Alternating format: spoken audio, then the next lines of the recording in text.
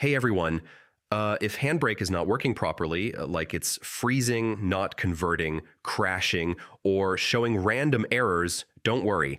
In this video, I'll walk you through step-by-step ways to fix HandBrake so everything works smoothly again. First, restart your computer. This clears temporary glitches and resets background processes that might be interfering with the software. Next, make sure you're using the latest version of HandBrake. Outdated versions often contain bugs or compatibility issues that affect performance. Check your input video file.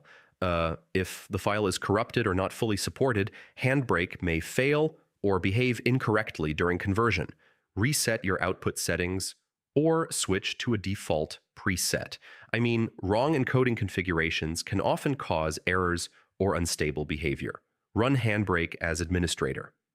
This gives the application full permission to access system resources and prevents restriction-related issues. Close heavy background applications, low RAM or high CPU usage, can directly affect how HandBrake performs and may cause it to stop working.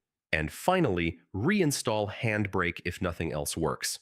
Corrupted installation files are a very common cause of ongoing issues. So yeah, those are the best ways to fix HandBrake not working properly. Follow each step carefully, and your software should run smoothly again.